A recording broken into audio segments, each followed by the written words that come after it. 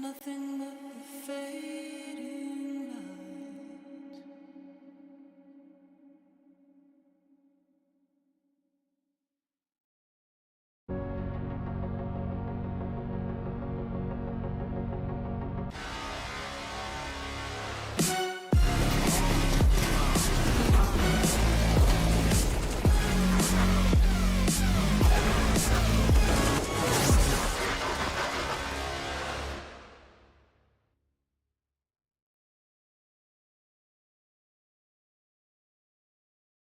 We're in the lower bracket right now, and here to bring you the action is my wonderful, amazing, lovely co-caster, Nara Mizuki, aka Sam, and myself, Tom Pickering.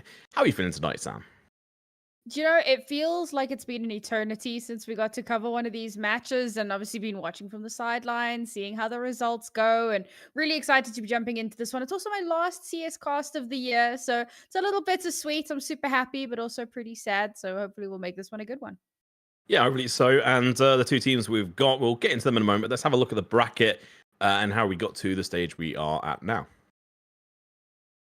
And of course, those that are unaware, the entire format of ECL changed this season. So it's been pretty intense, pretty daunting for a lot of these teams. We had 3 brackets coming through, trying for teams to try and make their way into the playoffs here. But the playoff kicked off a little while ago. And so far, we've whittled our way down to only 8 teams. No, that's a lie. 16 teams remaining, 4 in each side of the brackets. And of course, we're going to be focusing our attention down on the lower bracket. But up in the upper bracket, I got to say, I don't know about you, Tom, but I feel like Spirit are kind of my favorites in this one. Donk has been unreal in his performances. He's been donktaculous. He's Oh, he has he's been a joy to watch. Like honestly, definitely one of the best players in the league at the moment. I mean, he's sitting at 1.38 rating at the moment on HLTV. He's 16 years old. Like that is just nuts. The skill in this lad, and just the whole of the CIS region is just crazy. They produce some of the best players. I'm excited to see what they do. And if they can win this whole league and then go forward into next year with that on their belt, that's going to be looking pretty fantastic. But we are on the lower bracket here, Sam. So obviously we are going to be casting 9 versus Eyeballers. And we actually saw 9 lose out to Sinners recently, Sam. Yeah, I mean, there is a little bit of a slight asterisk on that one. They weren't playing with their main roster. So if you're unaware, about 2 weeks ago, they benched Minho. They brought on Jacob. He's been playing with them.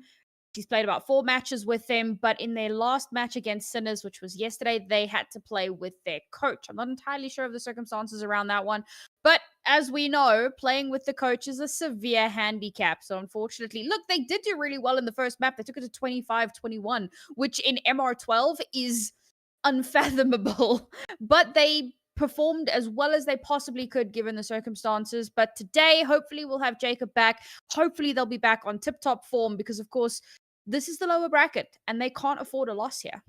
Yeah, and it's almost been a year since we first cast this team, this lineup of 9 who have changed slightly. Got Jacob on board now, but Hades was the newcomer at the start of this year, Sam, and we got the chance to cast him in one of his first few matches. And honestly, they've done really well throughout this year, but they've just not been able to break through that barrier. And obviously, having that handicap last match kind of sucks, but it does kind of given them a bit of an edge in this lower bracket where, honestly, I think they should be doing pretty well here versus Eyeballers. I think they have this one in the bag.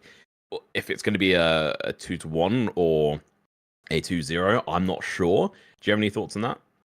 So this is the thing. You look at a team like Eyeballers, and their roster has some insane experience. JW has a ridiculous number of trophies under his belt, all that he got whilst on Fnatic.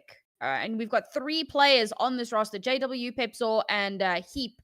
All 3 of them have had a stint on Fnatic at some point or another. But we also have to bear in mind they're now in this kind of tier 2 arena. This is a much lower level of CS comparatively, and that is somewhat indicative. So as much as they have all of this experience, they've gone toe to toe with some of the best, they find themselves here, and usually that's with reason. We've seen this quite a lot with veteran players who come back and who find themselves in this tier 2 scene and really, really struggle to climb their way back up into it. So I'm hoping they'll prove me wrong.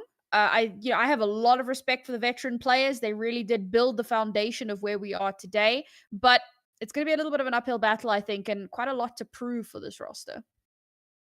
Yeah, JW is an absolute legend in his own right, as you're kind of hinting towards and saying rather, just there. But he's kind of been a little bit all over the place because of obviously not having a strong team to kind of sit with. And I say strong team, they're currently rated, 46 in the world. So top 50 is an accomplishment. But I think he should be on a better team. Like this should, better team within the lineup here. So whether or not they're going to be able to make it through this, I don't know if I quite believe so. There's like a spread of skill across their board. But I always honestly thought that JW would do really well in CS2.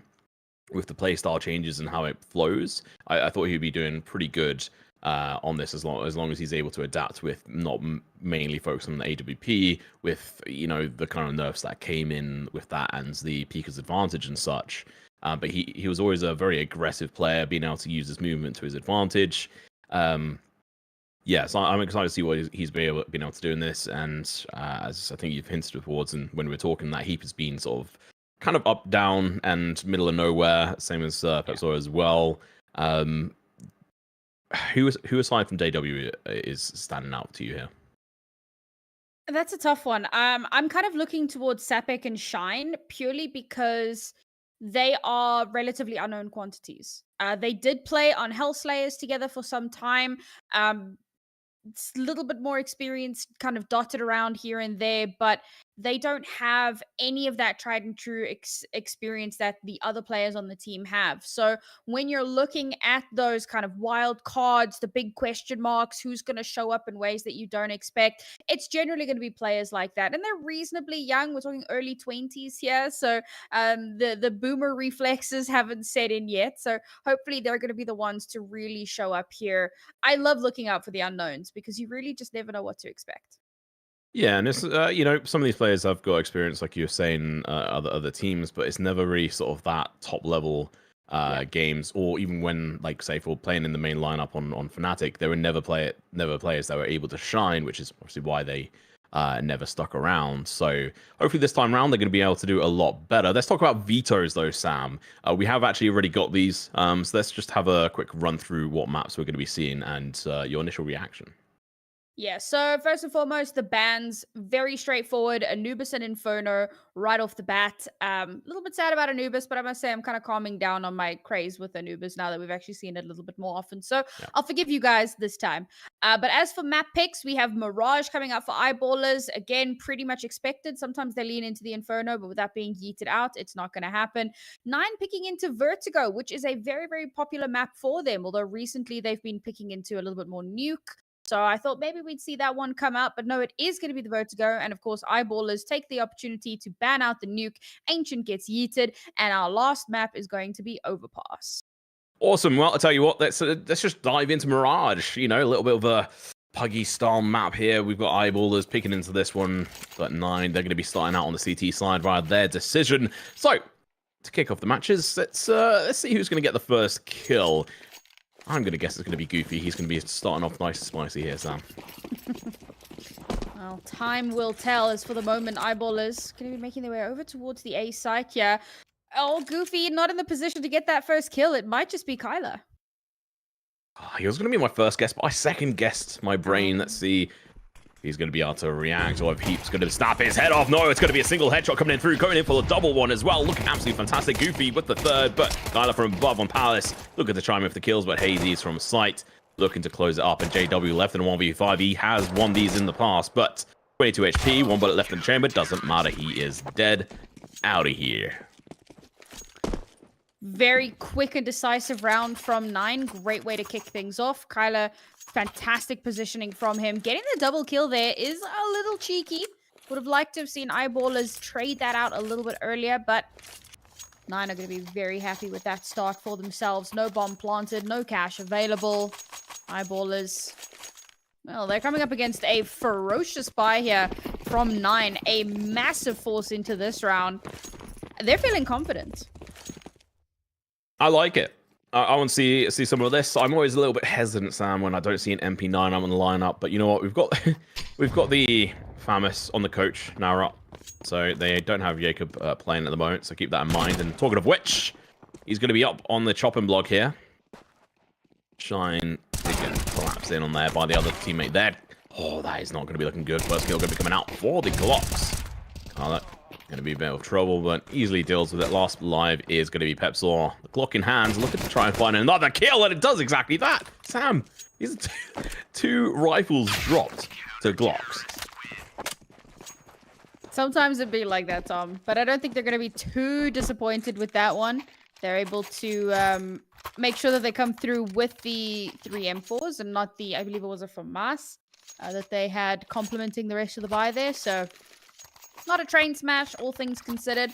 And coming into this one, it's going to be a full, comfortable buy for 9. Now, they're going to have to be a little bit weary. Try not to get caught off guard the way that they did before. It was a great, snappy show from JW there in particular to get that first kill of the round. Going to want to allow that to happen again. And it's those kind of situations in which I feel a little bit doom and gloom about buying full A1s. It really can suck if you lose a couple of rifles and really have effects, you know, on the sort of short-term to long-term situation. That's a good nade, though. Taking out, oh my god, 27 HP on 2 players. That is pretty good. 37 HP. Apologies. Quick math. Never do maths on stream, Tom. It's a general rule, but I'm a rule breaker. Oh. Heartbreaker. Kyler. Talking of which, going to be sitting above Pepsor, who's going to be creeping underneath him. Have they noticed each other? No, they haven't. I think he's actually sitting on top of his head. He's walked on past Pepsor. He doesn't quite realize. He hasn't checked. He's not looking. He can have zero idea that there's a player around to his left right now. Are they going to check? They're just not looking. They have no idea. There you go. Pepsor's giving away his position. Kyler's carried on pushing, though. Pepsor does go down, but that's going to be the B site taken. Bomb planted. Post 1 now going to be coming through. Sapek with the good ladder hold here. Some steps up behind him. Kai's going to be going for the peek here. Shots ring out, but now the climbing is going to be coming around here from the 2 players. Kyle does go down. Hades unable to get the kill. It's going to be Kai. Oh, K rather. There we go. All right. It's going to be a save. It's not the worst situation for them. They've managed to get 2 kills. With the bomb going down, Eyeball is going to be pretty happy with that. Yeah, my mind is still reeling at the nonsense happening in mid there and just completely walking straight past one another. Oh, JW, that's not great. That's definitely not how you wanted to end that round. Also, worth mentioning, we did speak about this in the pre-show, about the possibility of this. 9 are indeed playing with their coach. So it is definitely something to keep in mind. That's Norot. Unfortunately, it seems Jacob isn't able to play today for whatever reason. So, yeah, they are going to be at a little bit of a handicap here.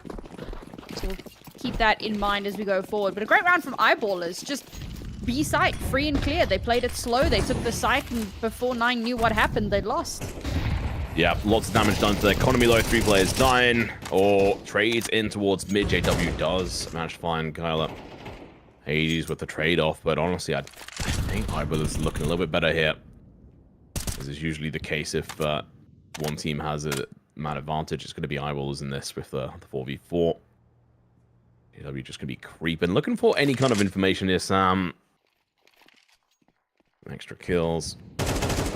Okay, oh, decent amount of damage. Nade follow-up could get the job done. Not quite. Sapek's going to be pushing the issue, charging all the way down through, sitting in the fire. Doesn't matter, though. He's not affected by it. Now has dropped. The coach is out. And they're just going to be blasting the heads here, Sam.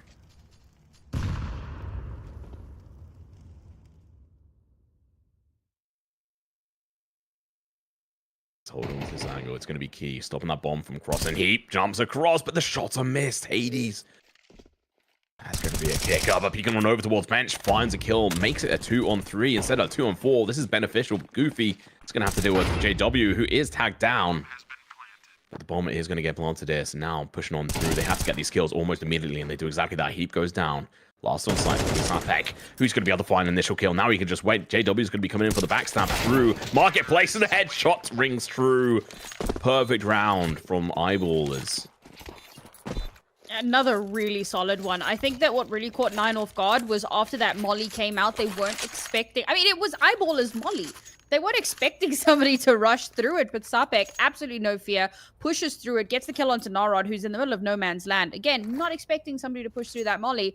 And that's a huge opener. Great cracking open of the site there. And then again, the lurk from JW, perfectly timed and allows them to take control of the site. Now Nine find themselves back onto pistols. This is not the position they figured they'd be in at the start of this half.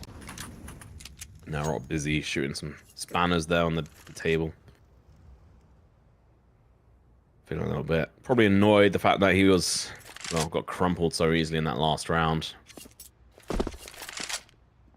Being reset like this is not so good. Do we know why Jacob's not playing at the moment? Not offhand, but I can do a ting and find out. Possibly. Yeah, go for it. 2-2. It's obviously an Eyeballers map here. If you are just joining us, I'll run us through the veto process, as this round shouldn't really be too much of an important one. Nine don't really stand much of a chance. Yeah, so we had Eyeballers ban out Anubis, Nine go in and ban Inferno, and then Eyeballers picked into Mirage, Nine picked into Vertigo, Sam's favorite map. And then we actually had Eyeballers drop Nuke, which was a bit of a surprise, as Nine then followed up with a ban on Ancient, so Overpass to finish things out. If we go all the way through to the third map, then... Oh, final kill comes through, just as I'm finishing the readout of the veto, which we had gone through earlier, but... as we had some time there, I thought I'd go through them. Well, Twitter offers no answers as to why Jacob is not playing today. So I think you'll find that's X. I think you'll find I don't want to find an X. Hey. X's stay where they get yeeted, man. we don't let them back in. Oh, okay, but somebody in Twitch chat seems to have the juice. Apparently, Nine registered the team Of course. before Jacob joined. So Yeah, that makes sense. That makes complete sense. Thank you, mate. Thank you, Twitch chat. Yeah, appreciate you. Every now and then, Twitch chat, they come through. Good logic there. Well, let's see if logic can transfer to the actual game here. Kalilo turns around, but unable to get that kill because he steals it away, but up in towards Palace. And he decides not to peek into that. Smart choice because it's JW. You would have lost your head. You always have to be careful in those situations. And Narok gets his first kill on JW, and now they're just tearing apart this team. Last left alive is Shine. Let's see how bright he can be in this situation. Bomb in hand. It's got the key coming up behind him. Oh, no. Okay. Absolutely slays him. Or rather, K. I keep calling him Key. My brain is having a bit of a fumble there. It is K. Shine on an interesting adventure. I like the attempt. Wraps all the way around into spawn, pushes out in towards mid here. Potentially tries to sell out a fake. But, I mean, the map control is so good right now. Yep. That's that. Unfortunately, couldn't make anything happen there. You tried, buddy. This was a much better round from Nine. Really good adjustments, particularly, obviously, coming back in. They've got guns again. They've got a little bit more firepower. So it took them a moment, but they managed to lock that one down quite nicely. Read into Eyeballers' movements, and now we're going to get the timeout coming through here. Eyeballers feeling a little uncomfortable, maybe a little losing a bit of that confidence. Yeah, you get 3 rounds in a row, you're feeling good. You're like, all right, cool, we got this. We can take this win. And in the next round, just absolutely slapped down from the heights that they were beginning to reach. Going to be feeling a bit uncomfortable with that one. We are seeing JW pulling out the AWP here. And that's risky. I mean, considering the lack of utility, Shine, okay, he has bought into armor, but across the board, I'm not sure I love this. He's going to have to get some serious value with that. I think he can. I mean, it's what he used to be very good at.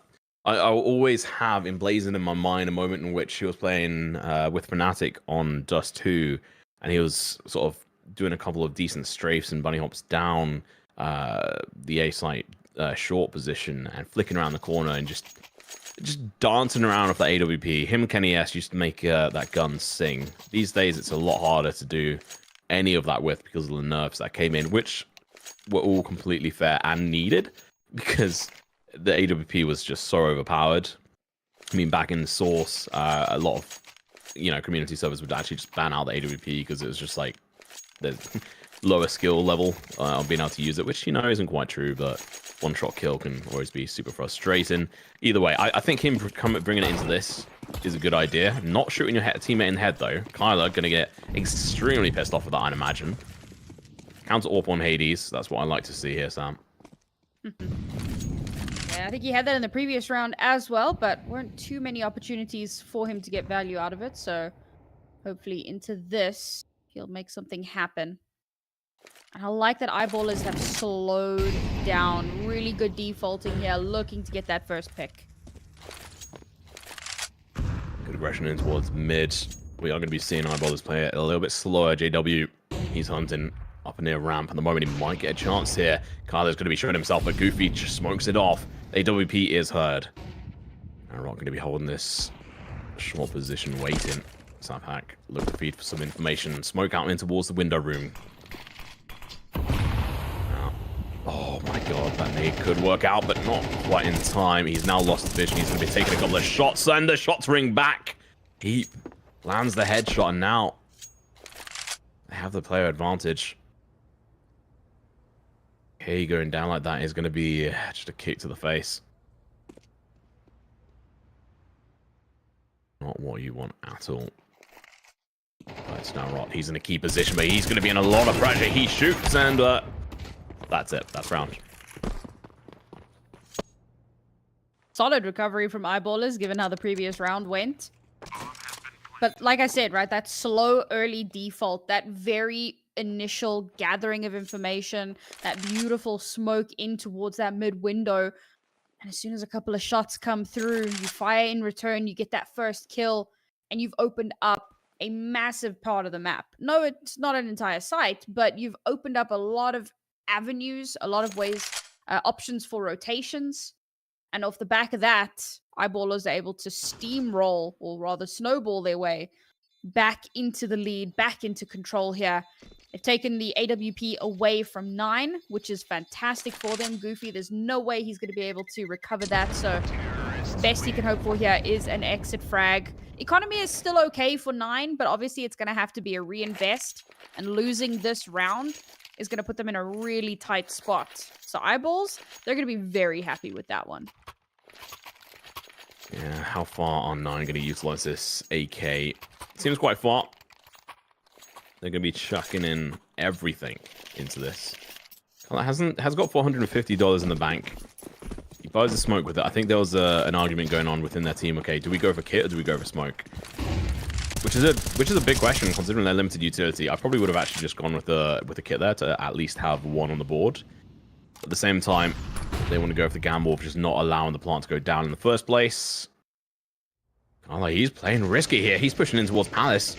I'm not sure if he's heard him or not. This timing is perfect. They switch. They see each other at the same time, but Kyler gets the better of Heap in this situation. Switch over to an AK. Bring that back. Maybe going for a bit of a retreat.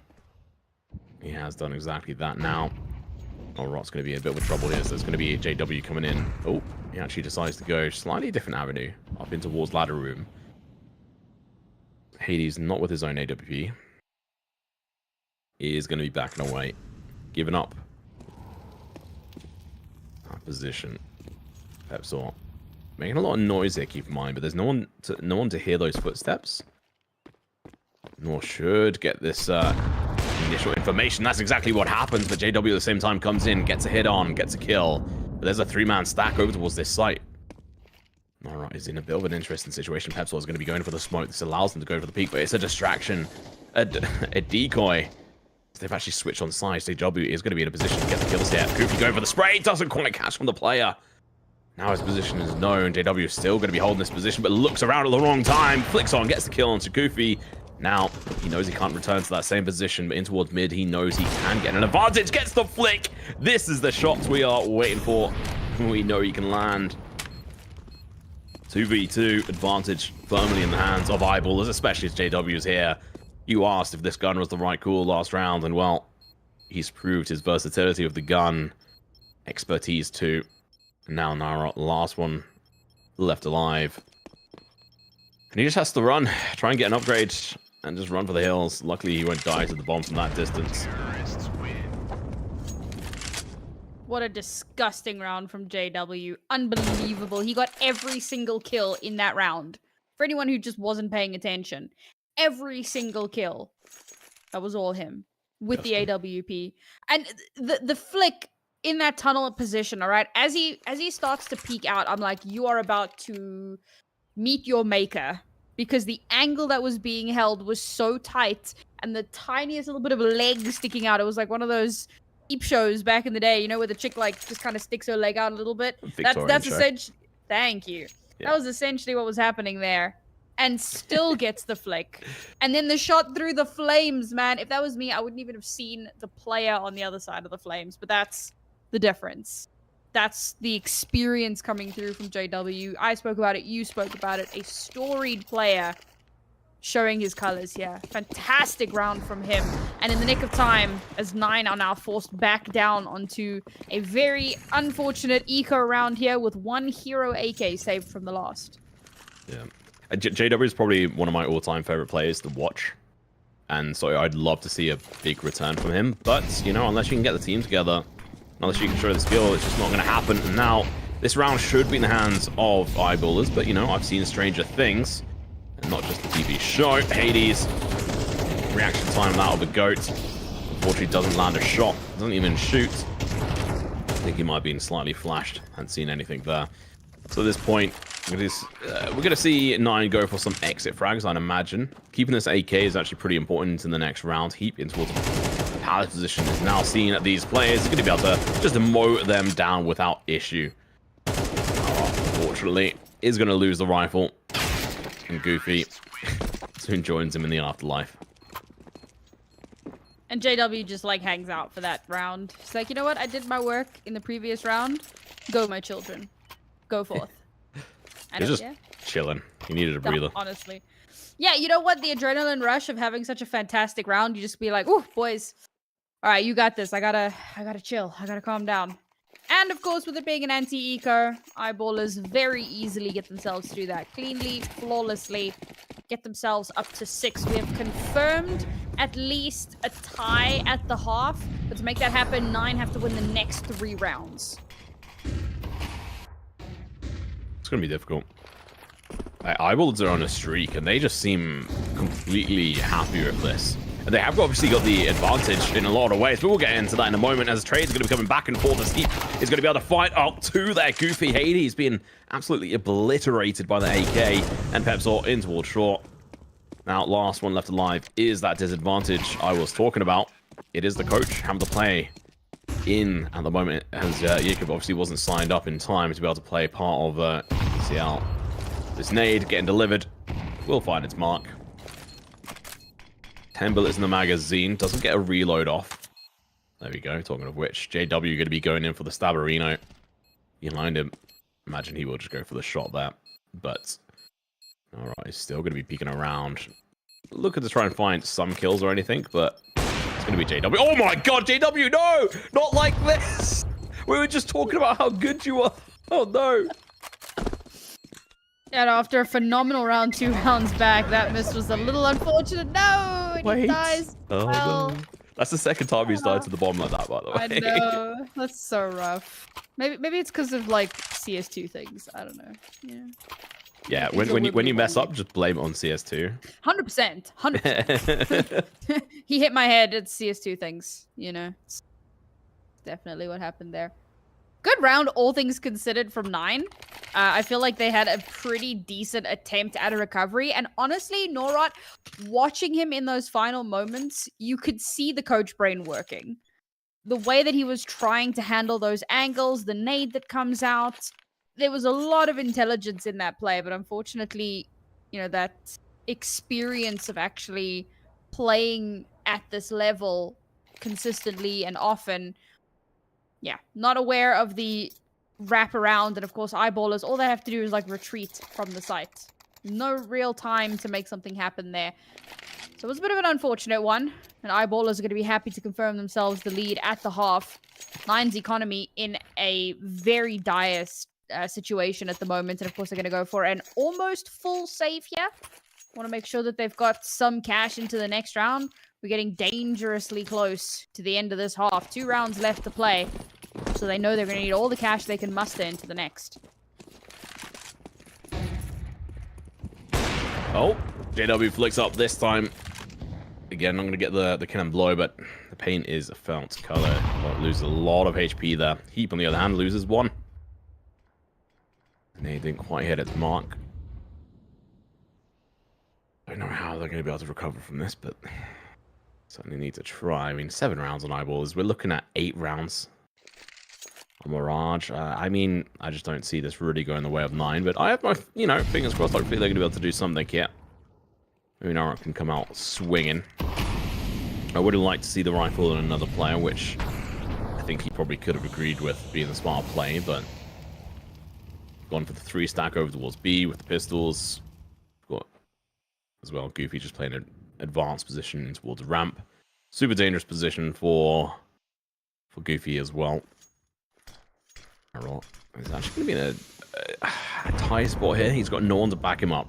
So as soon as these players decide to push, if they decide to push up there, which it seems like they're not, maybe actually heading over towards B. That's going to be me head on, unfortunately. Misses the shots. 5-7 falling a little bit far down. Okay. So try and fall back. Unfortunately, Sathak is there to meet him head on. Hades to the Deagle, swinging and shooting some heads. Finding 2 of them. Goofy with 1. Now the bomb being planted. It's going to be a 1v1. AWP may well be in reach, actually, here. It is. But he goes in for the A1 instead. 14 bullets in the magazine. Very little information. No utility, but he does have a kit here, Sam. So there is some hope. He's having to play silently, but he's only got so long to be able to try and gather the information, and he's made steps. Shine. He's got all day now to just have fun. And that's going to be the rounds. The Goofy may well be better just running along short and trying to find something. Oh, he taps into the bomb. Trying to bait in Shine. That's heartbreaking. It really, that post-plant molly just held in the back pocket for just that moment. Well played there from Shine to secure themselves another round. And I understand why you at least try to go for that, right? Instead of just picking up the AWP and running out, because it was winnable. It was within reach. If you didn't have that molly, there is a world in which that round does actually go in Nine's favor. But unfortunately, eyeballers just play that incredibly well. Last round here, 9 having saved up all their cash from the previous round. Hades has got the AWP back in hand. He's been the star of the roster so far. Can he help them cross the finish line and make it a 4? They don't get the 4. I'm struggling to think that they'll be able to do much going into the second half. Obviously, it definitely can be a little bit easier for them. See if the MK coming through tight, taking care of JW. Hades with AWP Pebbles all goes down. This is looking very good for them here, Sam. As good a start as they could have hoped for, honestly. 2 kills, and eyeballers have taken absolutely no map space yet. 9 have completely fanned out, and anywhere where eyeballers attempt to go, they're going to be met with resistance. Boost out. A little bit of showmanship. Wasn't actually the best of boosts. If I was to give that a rating on a card, it'd probably be maybe like a 5 out of 10. Either way, okay, it's going to be sitting up in the same position he's been in multiple times in the past. Oh, I thought he was going to jump down there. That would have been a massive mistake. He did drop down in the end. K is now found. He does a little bit of damage. Halfpack going to peek it up in towards this window room. He's spotted. He's dropped, and Kyler going huge. A double kill there. Heatbin Sapek dropped. Now Shine, last one left alive once again, but 18 HP. The bomb is not even in his hands. Flash out over towards short so he can try and peek up further in towards this connected position, but I think Nara is going to be peeking through. Should be fairly easy kill.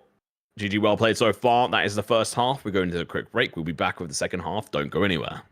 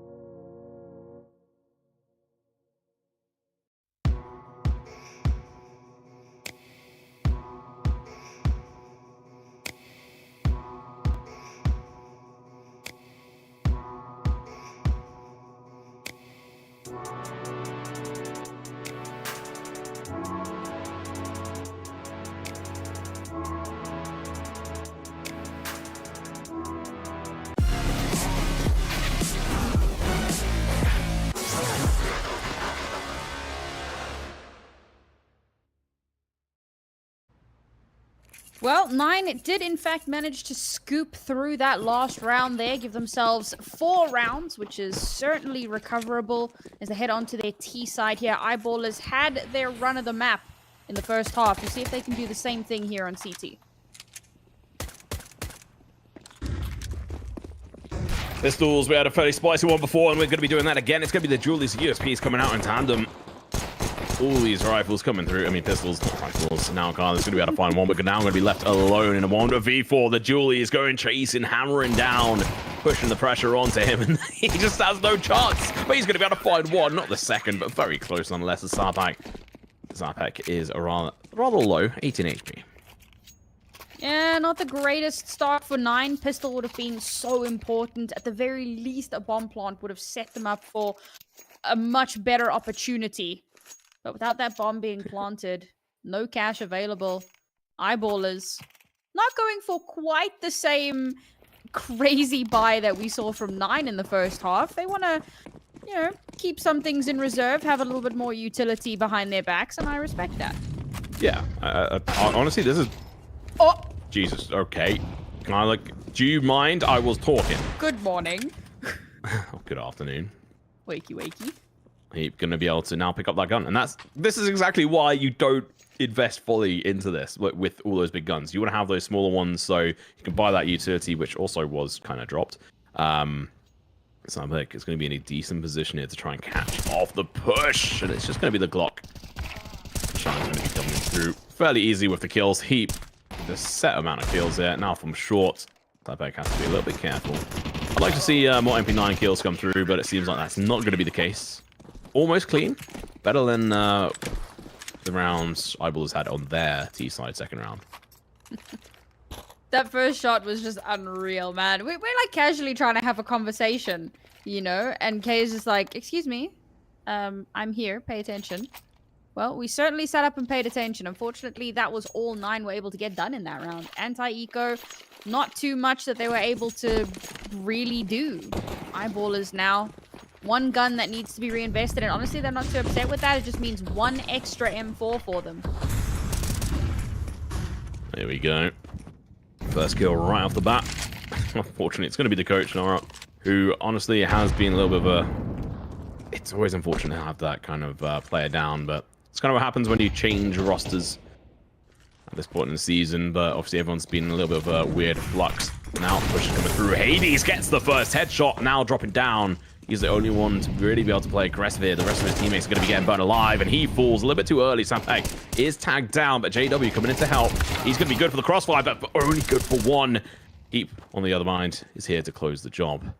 Pepsol going to be joining him through market as well. Kyler, last one left alive. Got no kills so far this round. Oh, and that's going to be 0. It remains. Another expensive round for Eyeballers, but at this late stage in the game, it doesn't make a difference. 9, they needed that round. It was imperative to get that into their back pocket, to give themselves a bit of cash, to give them a little bit of a springboard. Eyeballers... Okay, we're staring down the barrel of a Tech 9 rush. So there is a world in which 9 win this round. But if it does go Eyeballers' way, that's map point already. I honestly held out a lot of hope here for the likes of 9. I thought they were going to be able to smash on through because we weren't sure if they were going to have the stand or not, but obviously it makes sense that, of course, they do.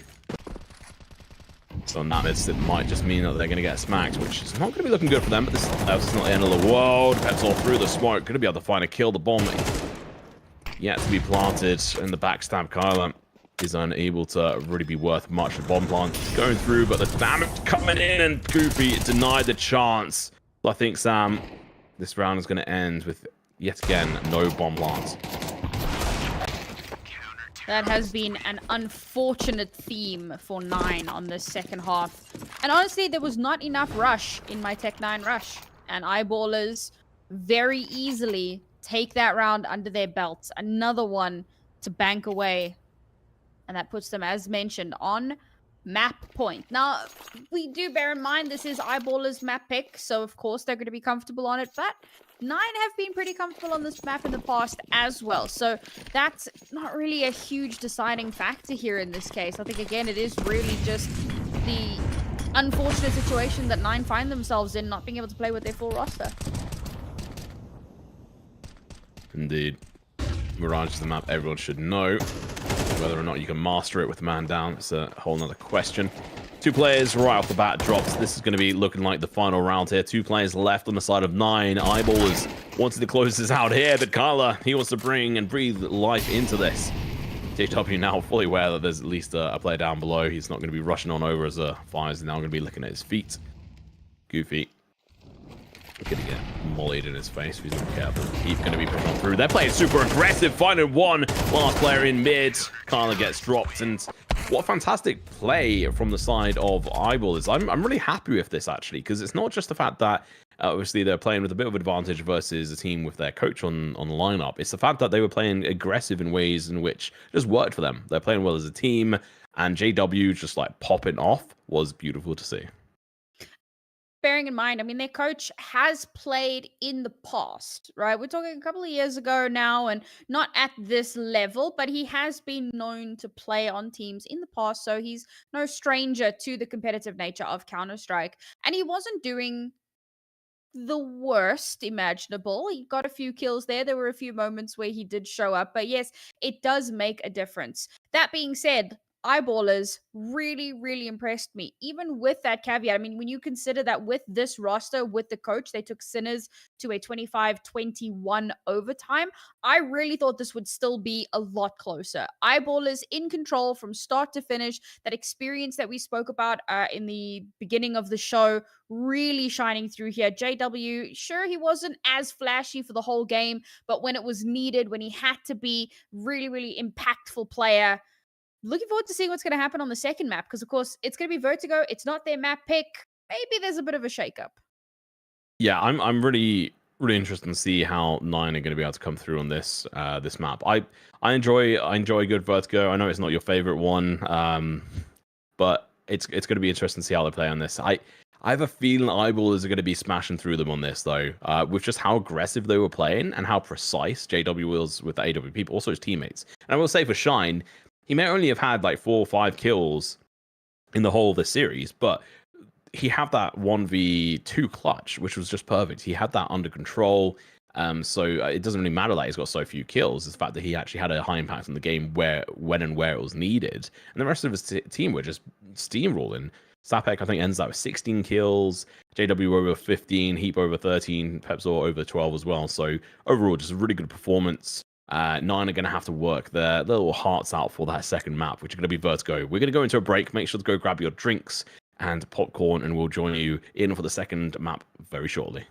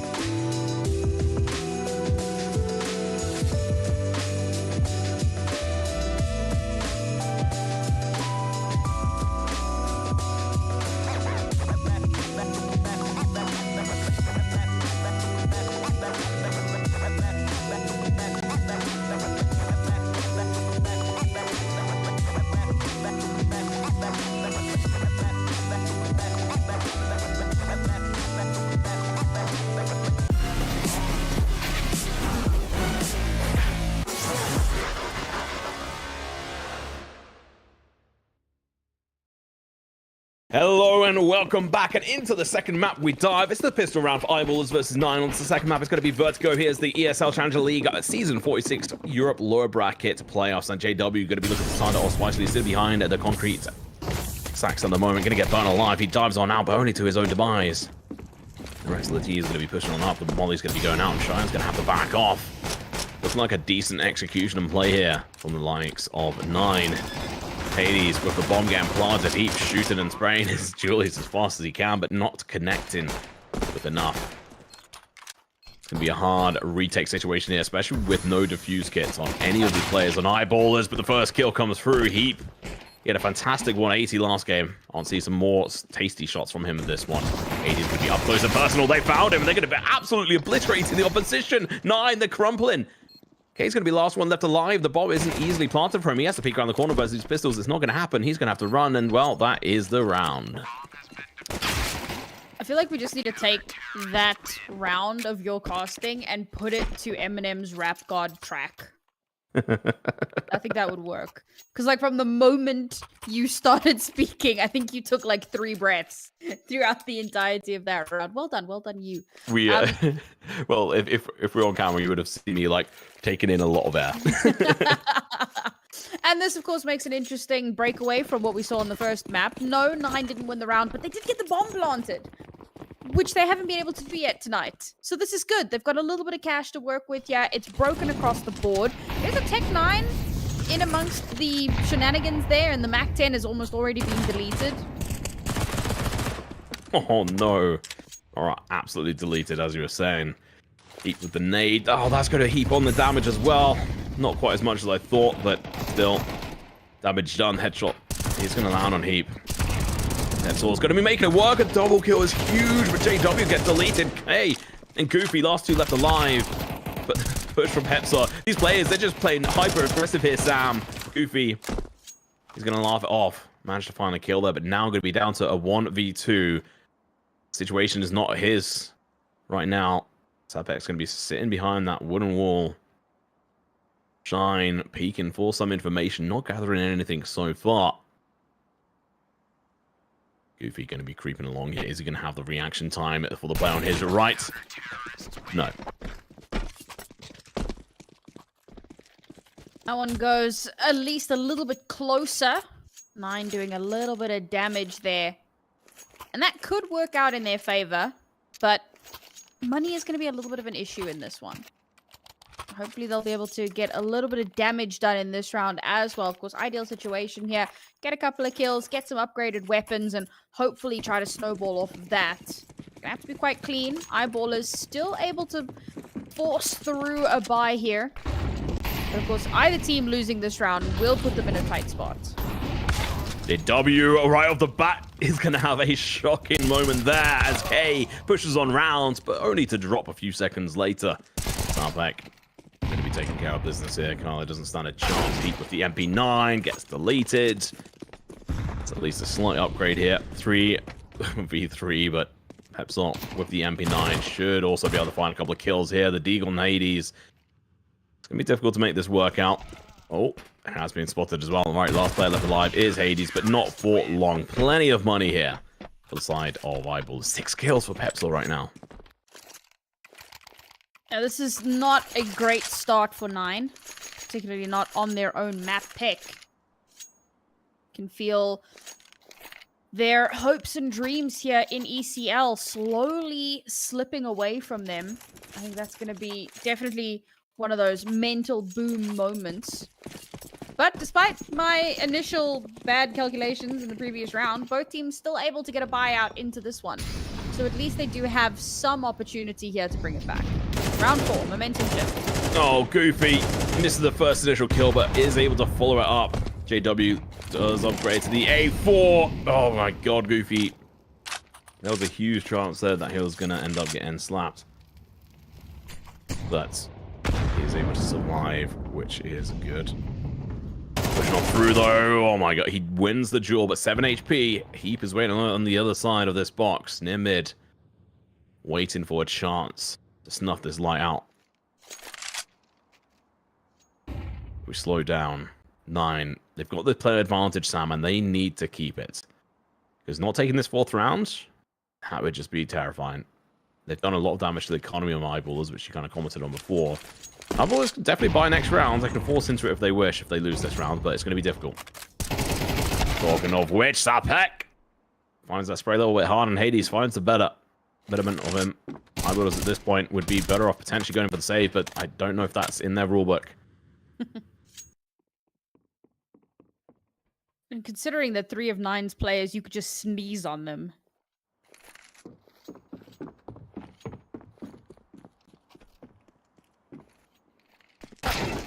Indeed, there we go. Roll Shine's going to be down. Heap going to be peeking on through. His spot is now known. He has to run, but there's not really any way he can go. The play is going to be coming from left, right, and center, so he knows.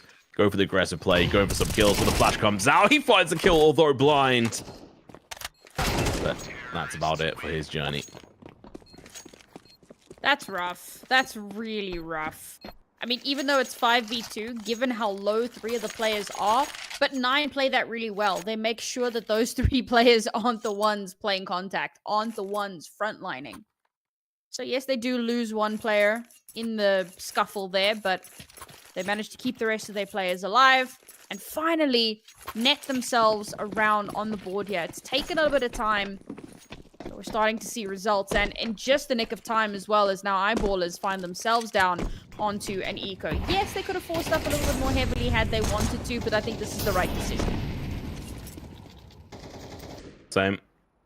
Play a little bit smart, not fast and loose, rebuild that economy.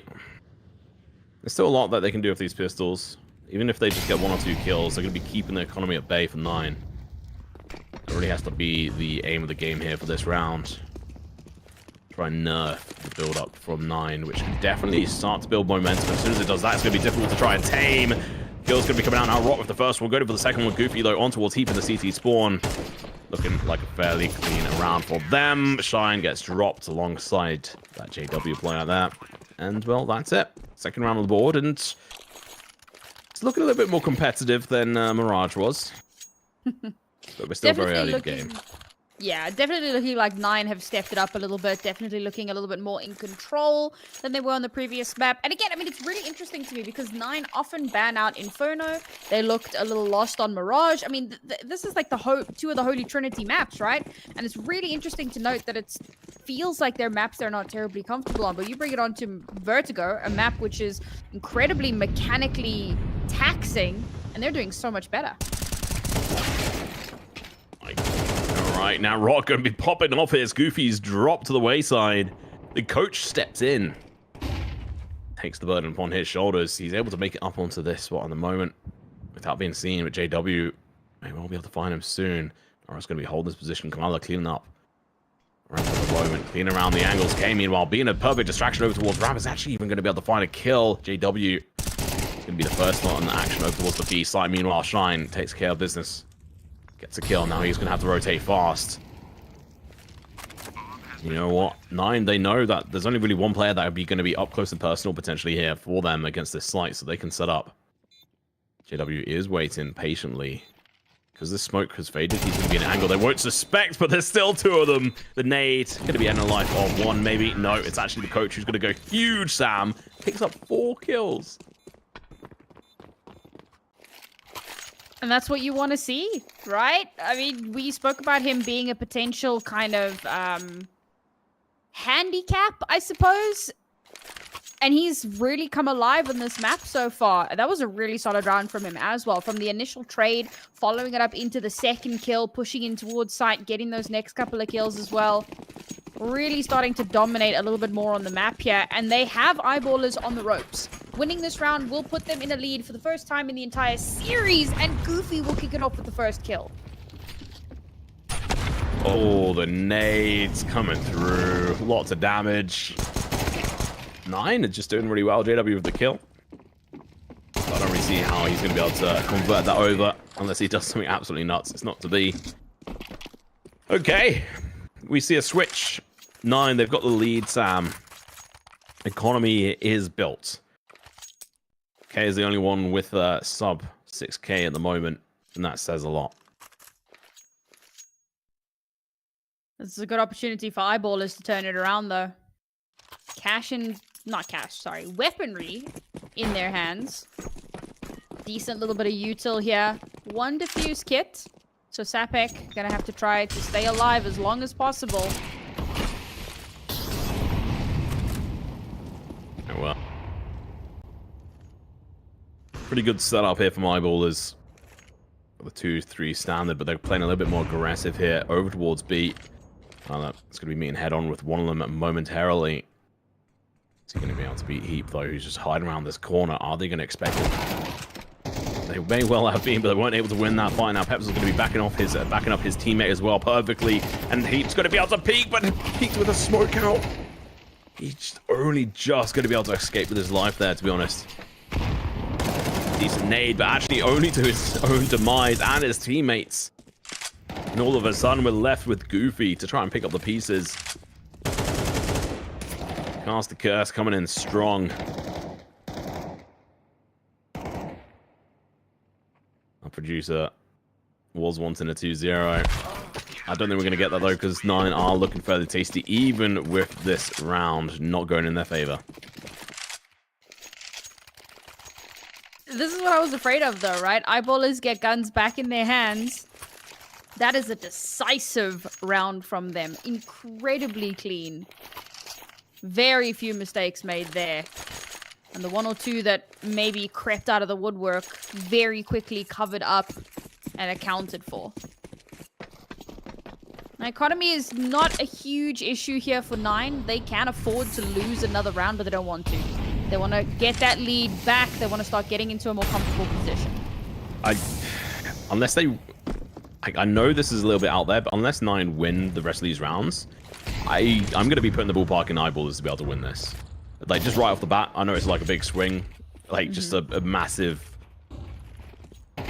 risk of a guess on the prediction on this, but I think eyeballers are going to do so well on their T side. They're an aggressive facing team, even on their C side, and I think they're going to be able to take 9. But let's see if I'm right or wrong. Sapek doing well here, shutting down. Hey, as he tried to creep along near construction. Kyler and co. Now have to try and reconfigure how they take on this map.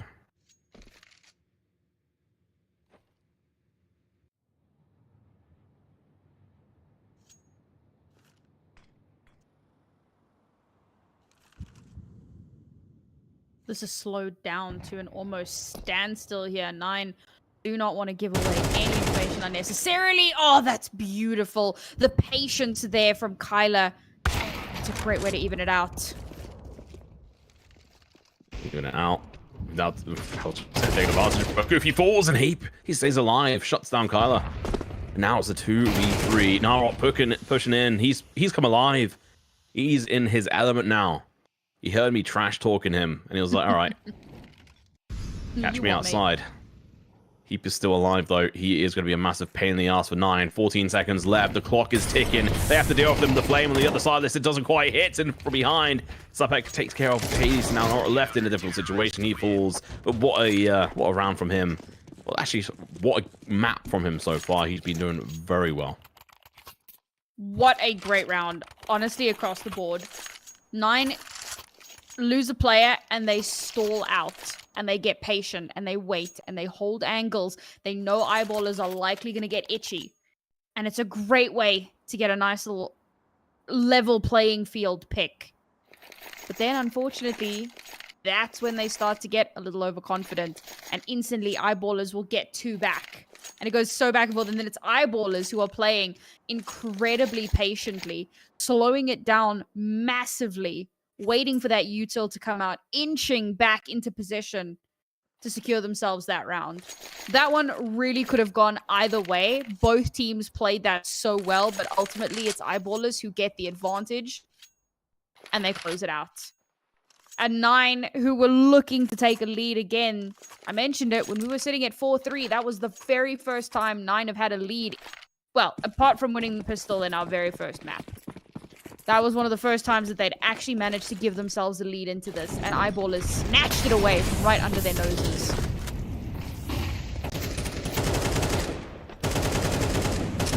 They're going for the blind spray. It's going to tag Shine all the way down to 14 HP. Shine's going to still, you know, sit around, play a little bit aggressive. Now looking to back off. That back is going to get a chance to shine. It's going to be able to find 2 kills back to back. Absolutely beautiful. It's going to be shutting down 9's aggressive push up ramp. Hades, last one left alive in that situation, getting naded and, well, eventually found for Sabak, who gets up 3 kills. Shine, low HP, in a perfect position to counter Goofy, who's made himself known, but Goofy's here. He's alive, finds 2 kills. That's going to be the site open for them to potentially take. But the bomb, they do not have it, Sam.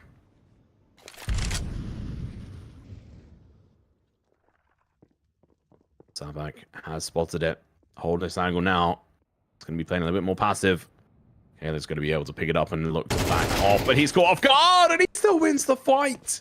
Now we can go for the rotation and go for the plant. Push plant's going to be difficult. There is 2 kits. JW, here's those footsteps, knows Goofy is around. Plant goes down. JW might catch him in the crosshairs, and that's exactly what happens. 1v2, Peps up, holding the cross on this situation, but it's going to be the pistol from JW. 1 tap, that's going to be 6-4 in favor of eyeballers. Sapik is so cheeky with it. That push in towards ramp, catching one of the players with utility in their hands, gets the second follow-up just on the outside of the smoke, hides behind sandbags, gets a 3rd kill. It's so cheeky.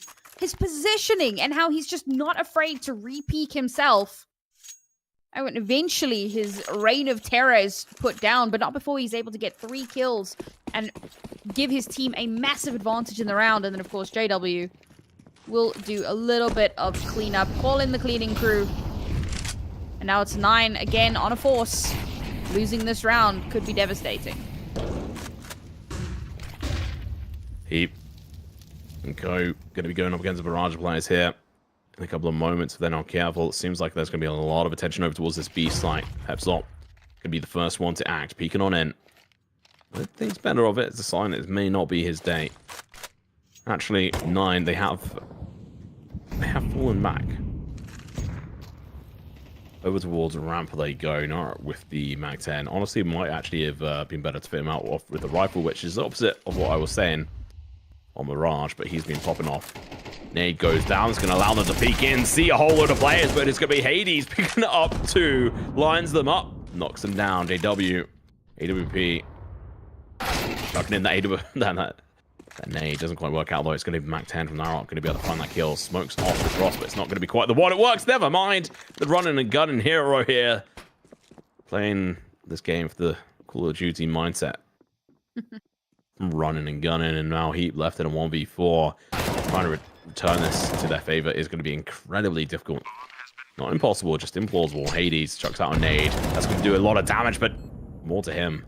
Now he's got players creeping around. He's not sure exactly where the others are. He's saying that there's going to be a player behind him, and he is. But it was actually from the site.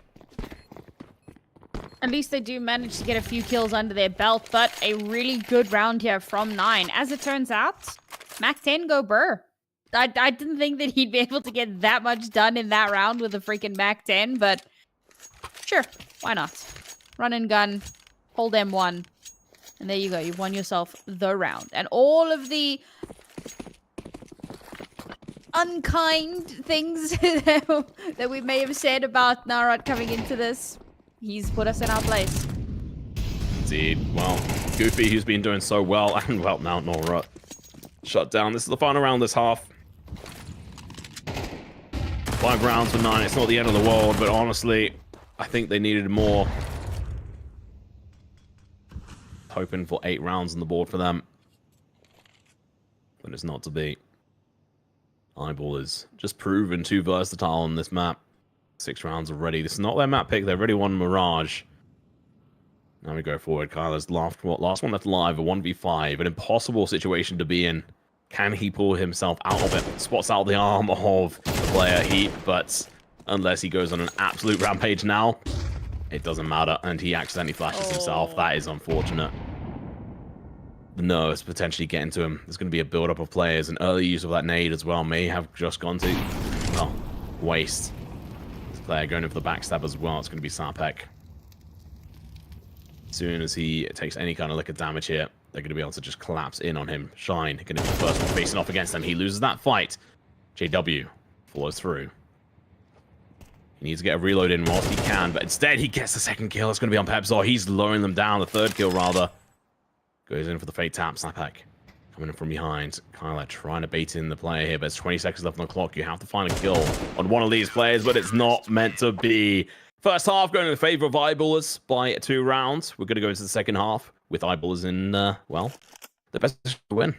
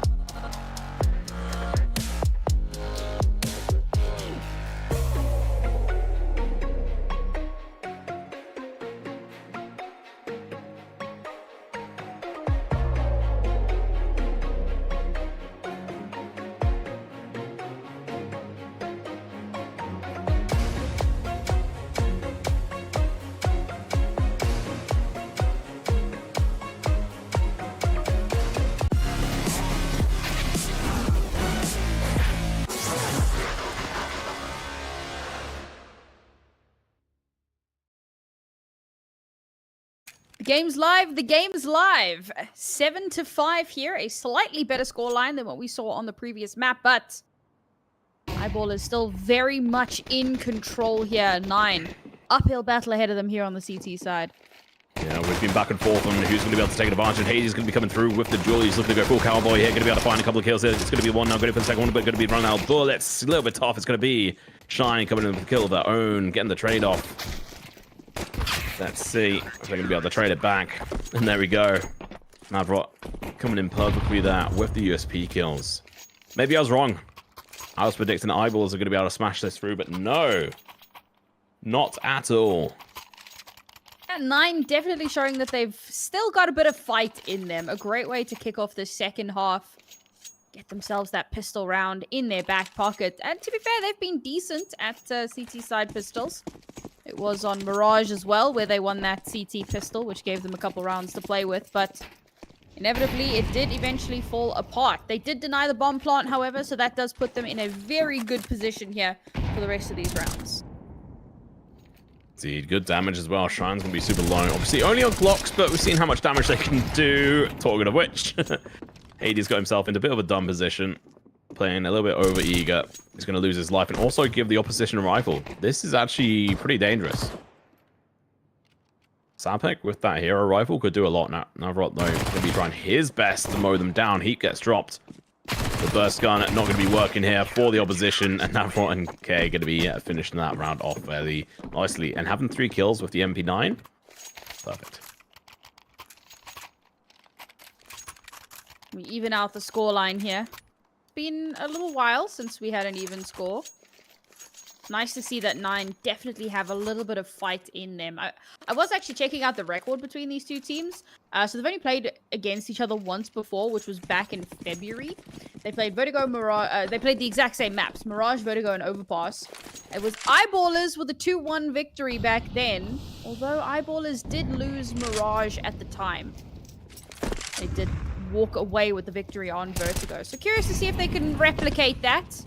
However, so far, 9 not looking to let that happen. They don't want to go out like this.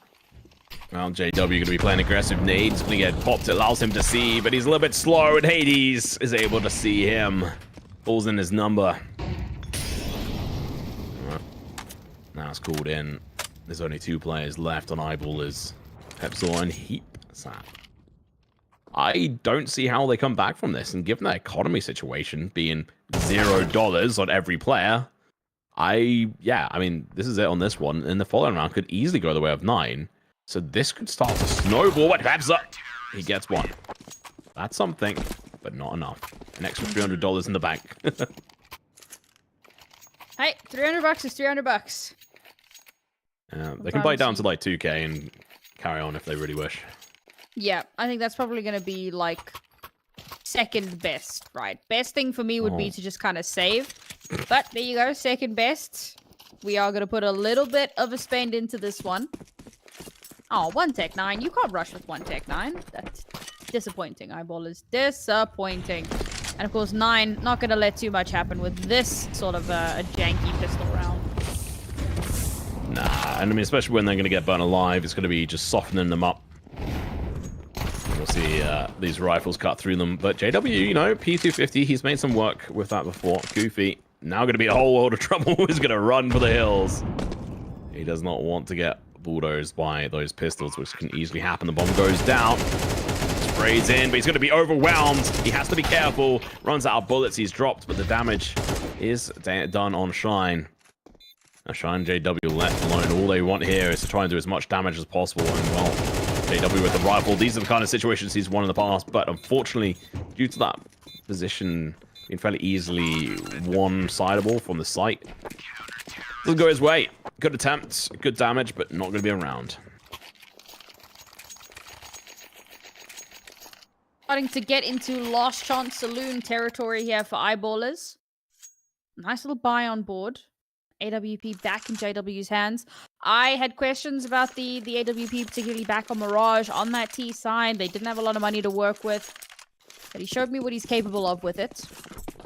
See if he can replicate that here, especially because there isn't a counter AWP on the board here. 9 not willing to make that investment when they do have a rifle, and if they lose the round, then puts them in a really tight spot. So rather stick with the weaponry that they do have available to them, but that's going to give JW a huge advantage.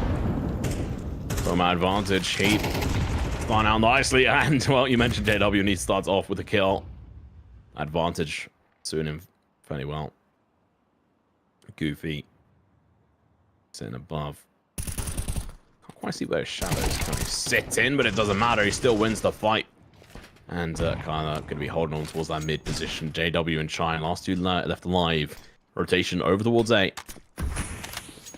Smoke lands to support over towards B. Now allows a rotation. K is going to have this information for his team as well. Kyla with the counter molly going to be coming in, burning JW if he steps any closer.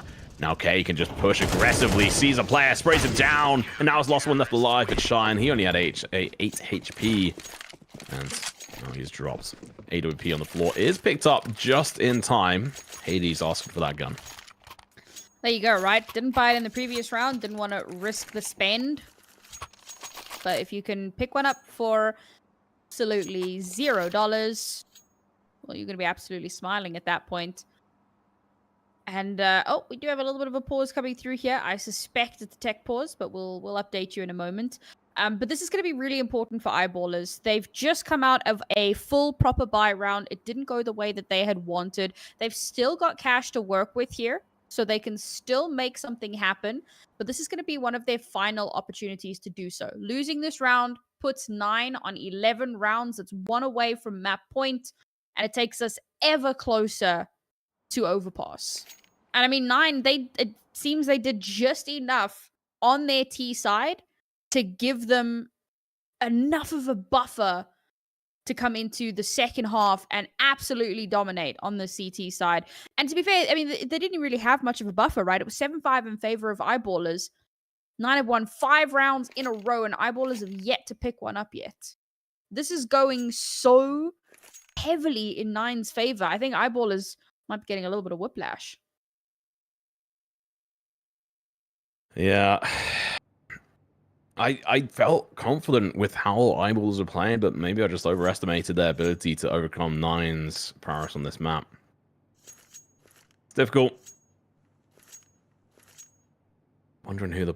I mean, eyeballs have just been playing fairly evenly across the board for their squad. There's not really any member that has fallen short. It's the fact that 9 are just stepping up to the plate. And honestly, Navrat, like he is the main reason I feel that 9 are currently able to do as well as they are. He's had probably about 4 multi-kills. Maybe 5 with 2 or 3 of them being on this side. I'm feeling rather, well, doubtful of my original prediction. So we may well be seeing the third map here, Sam, of Overpass. It's definitely a possibility, right? And like I said, these two teams have played this exact map pool previously. Eyeballers took the wins on Overpass and Vertigo. This was back when it was still MR15, and it was a 16-12 and a 16-13.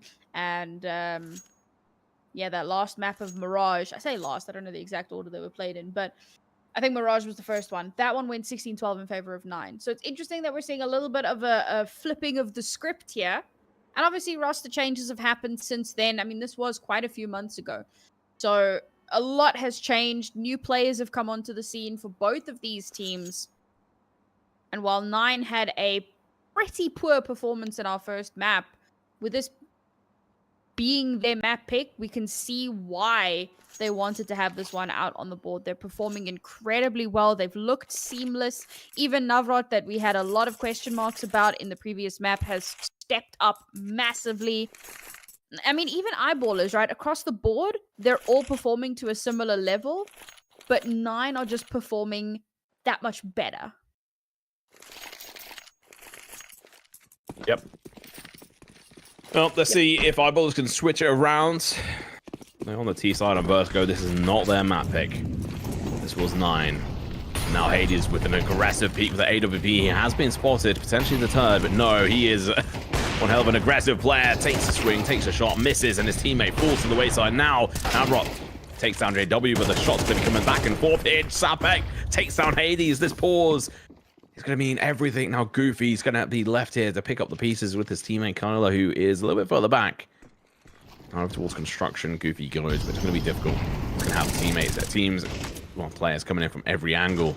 Kyler doing a good job of helping him out, and they're going to be able to find multiple kills. It's 2v2. All of a sudden, it's a 1v2. Kyler finishes it off with his teammate Goofy coming in clutch. Oh, man, if you're eyeballers, that's so upsetting. I mean, off the back of a tech pause, the momentum can be crippled so badly. And at the start of that round, I'm like, that's what's happened. Eyeballers have come through. They've taken on a super aggressive stance. They're rushing up ramp. They're taking kills. They're taking space. This is it. This is where they bring it back. And 9, no. Patience. Discipline. Beautiful angles being held.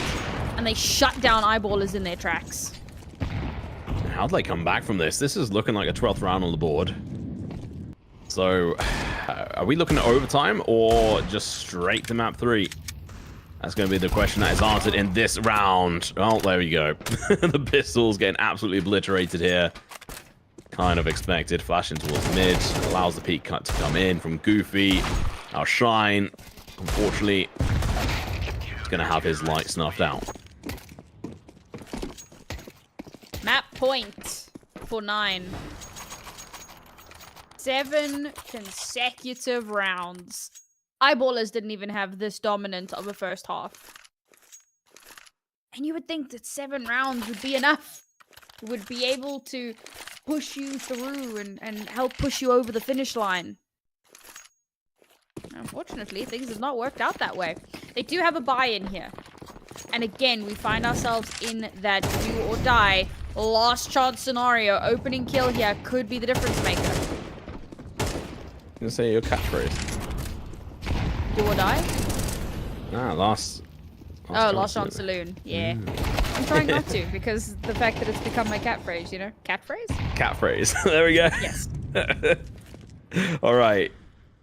Catphrases aside, Eyeballers down to 3 players. Very little utility. They've got 2 mollies, a smoke, a flash, and a nade. Oh, and the headshot onto Kyler. 3v3. But Hades, he's here to slap back. He's got the AWP. They need to deal with him, but they're not going to. He finds a kill before they kill him, and he goes in for a second one. He's teaching DJW a trick or 2. But Shine, last player left alive now. Once again, same as last round. He's got the bomb in his hand. You know, there's a player up here as well, but he's going to have the disadvantage. They know where he's at. The spray comes through. Oh, he just gets past electric, but he's spotted again. He goes to the fight. In that situation, back off and live to fight another day, but he fails to accomplish that. So that's going to be a GG well played, and we are going to Overpass Sam. Last CS cast of the year, I wouldn't have it any other way. A 3-map banger series. All right, okay, the first map was a little bit one-sided. Second map starts off really strong, but 9 have an absolutely dominant second half. Overpass, I can't wait to see how that's going to pan out. And again, because so much is determined by the knife round. Who gets to start on CT side? Who's going to have that huge advantage that could propel them to a series win here? This is a very dangerous map, I feel like, to have as a, decider. Could really go either way. Yeah, I honestly don't know now. That was just all over the place. These last 2 maps, honestly, I thought Eyeballers had this in the bag after that first map. Performance from 9 was just honestly not good enough. Obviously, they had a coach that was like, okay, they have a reason why this is the case, but they come through, and he's able to pull himself up and show why they're good on that map. Vertigo Overpass is going to be difficult. I think it may well come down to who wins the knife rounds, who gets to decide on what side they start on, but we'll have to wait and see for that front. Just a bit of an update on other matches. Spirit versus Sinners. Sinners actually won one of their maps. And then 3D Max versus Apex. 3D Max have won one of their maps so far. Are looking fairly low in round so far versus Apex in their second one, if I'm right in saying. But either way, let's move on. Oh, there is actually one other lower bracket one. That's going to be Space versus Forza. And that's going to be Forza winning 1 map so far. But we're going to go into break. Make sure to go grab your popcorn, your drinks, your snacks, and get ready for, who knows, maybe quadruple overtime for Sam's final cast of the year for CS. We'll have to wait and find out. Make sure to come back and join us.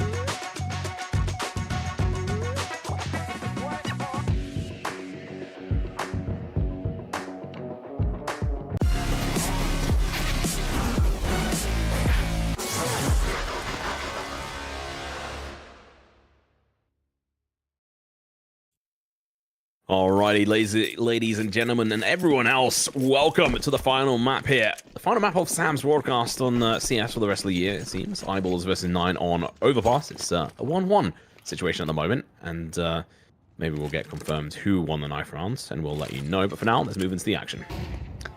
Should be somewhat obvious. Eyeballers is on CT, so they probably won the knife round.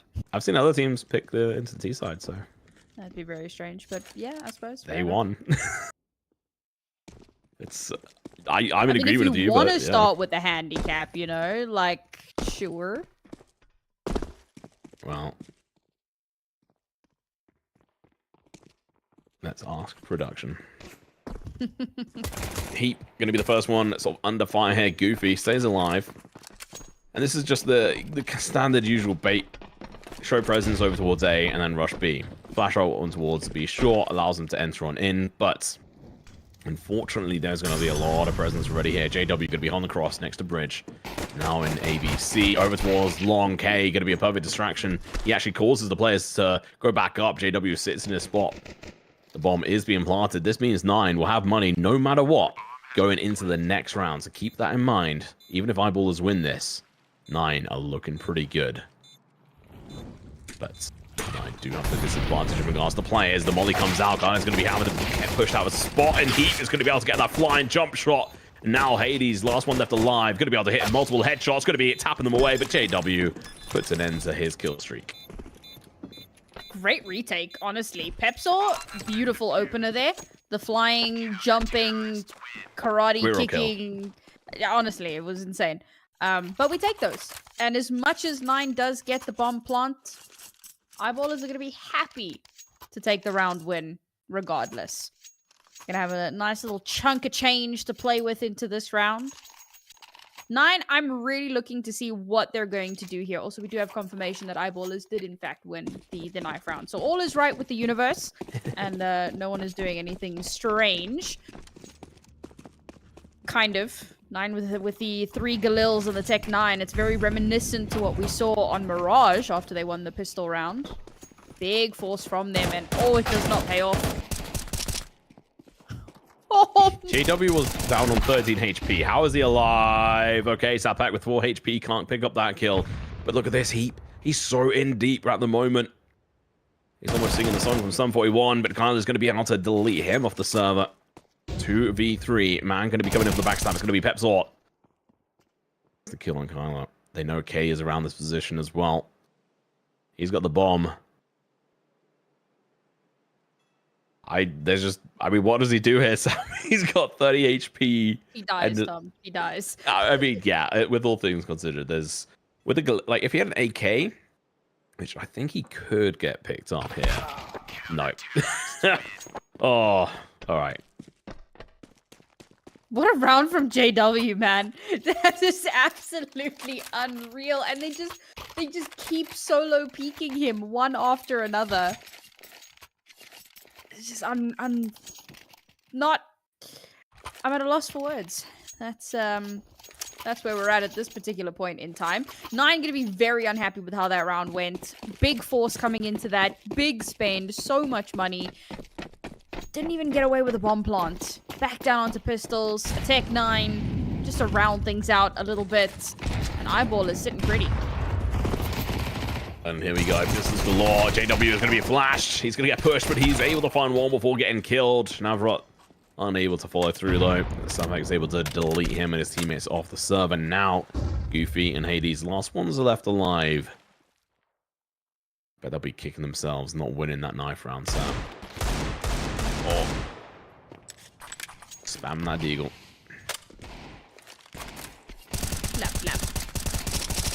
This... I've really enjoyed Overpass coming into CS2 because it has changed up the flow. Oh my god, through. Shiner's like, nope, I'm out. I've had enough of that. Can you not?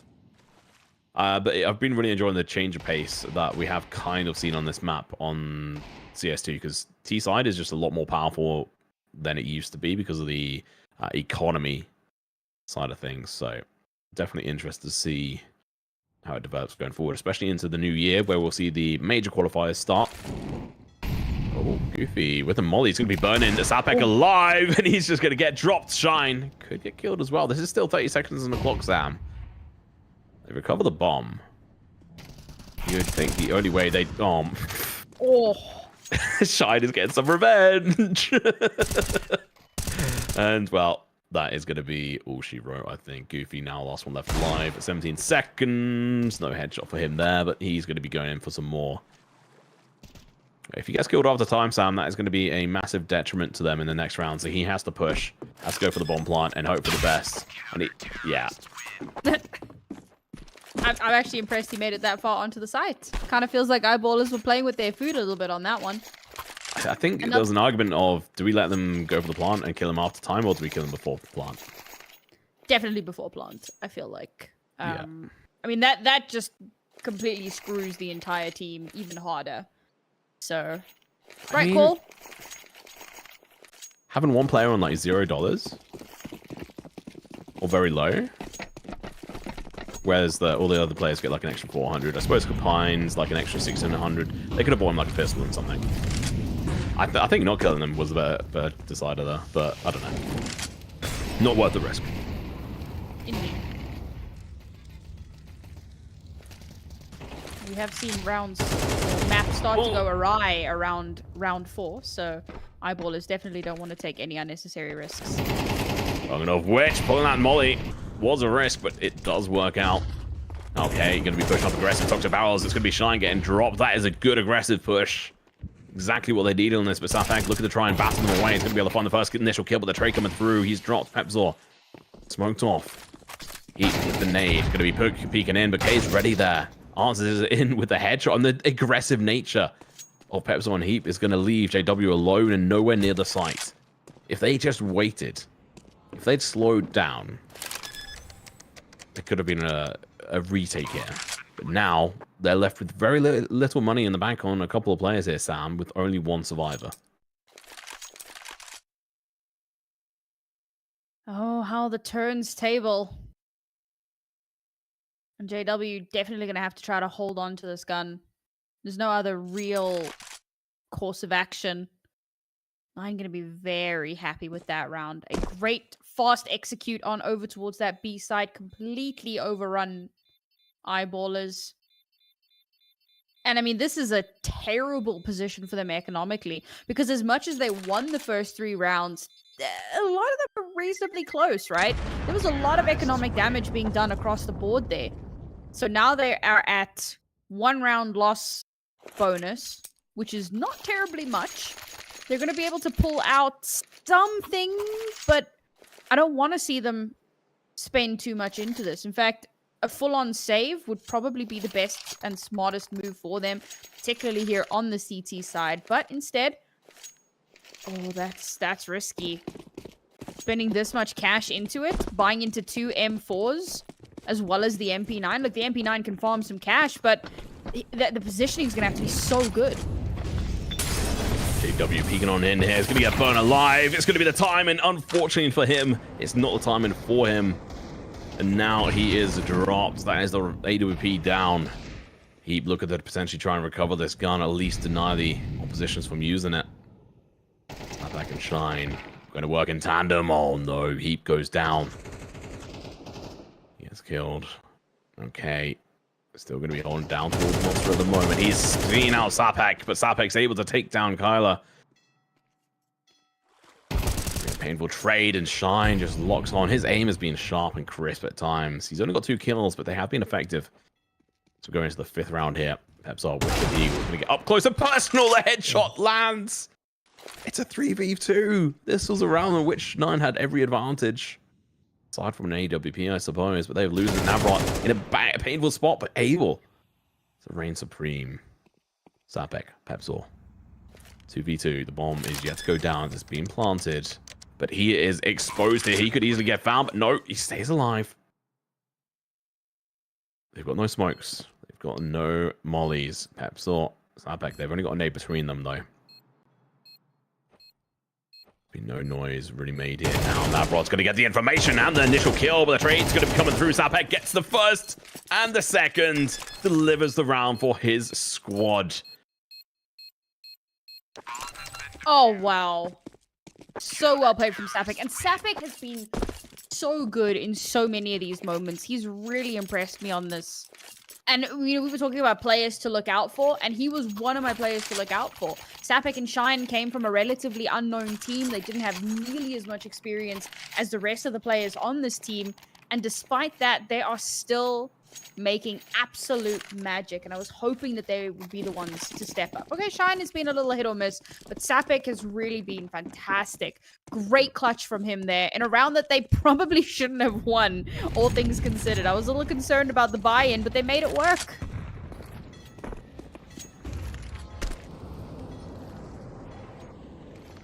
Well, here we go.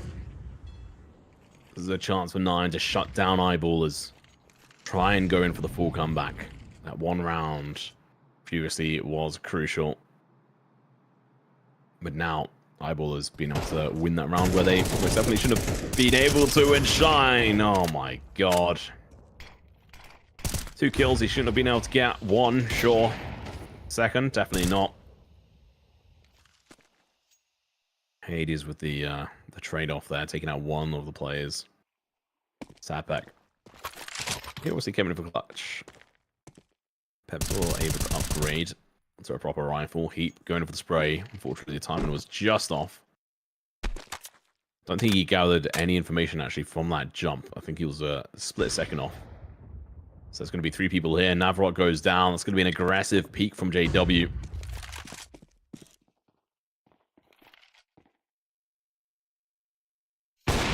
Towards long again. He's just playing super fluid here. He's controlling the whole of A by himself, Sam. And if you're 9, you just don't know where to look, where to counter, and now Hades, last one left alive, and only one to get killed this round. Smoke goes out, confirms his position. He's going to run for the hills. He's got 15 seconds to just survive. That is the aim of the game now. Stay alive, and it's going to be a tough one. He can't go all the way through towards the spawn. He knows that that's highly likely to be covered now, especially with the smoke going down. And there we go. He is able to save. But what do? They're going to be able to balance this next round, Sam, with at least 2 of the other players. I love how that round starts with Shine, who I was just being like, yeah, Shine's been kind of hit or miss, and he just opens it up with 2 kills. Definitely going to be feeling good about that one, and of course, made some huge opportunities for the team to be able to hold on and lock down the site. This is not looking good for 9. This is getting very, very scary. Like you said, Cash, a big problem. They're going in for a force here. This could end horrifically for them. Hades, there's going to be a lot on his shoulders here. An opening frag could be a difference maker, but he misses his chance. Sapek coming back in, getting some revenge off the dying early on in the last round. 4 HP left though. K gonna be struggling so far to stay alive for too long. And well, we're kind of just delayed. Goofy wants to push forward. He wants to get a gun in his hands, but I think that's going to prove maybe a little bit more risky than it's worth. I really love the fact that JW has switched up how he's playing. He's gone over towards the B side. He's playing in towards Monster. He's shown his versatility and shown how tough it could be to play against him. Hades caught out as he swings around alone. If you can help it, you don't want to be pushing that position alone. You want to make sure you're covering multiple angles. Unfortunately, they didn't, so they go down. Hades coming in and doing damage. This is just Eyeballers coming on board, coming online with Goofy with a nice counter, but he is now going to be sitting very low HP. Navrot knows that Sapek is around this position. He doesn't go in for the wall bang, maybe hoping he hasn't been seen, but there's going to be a player from long. Pepsor! Back to the head. The bullet goes. AW picked up, and now Goofy left in... Well, he's got 20 seconds, 16 HP. I think he's been spotted. He's going to be charging on in. Doesn't go in for the wall bangs here. Instead, it's just going to drop down dead. So, has it changed? Am I crazy? Because you used to, and I'm fairly certain you still can. You can shoot between the 2 yellow boxes there on site. But both of those players didn't, and they should have known about the player behind them.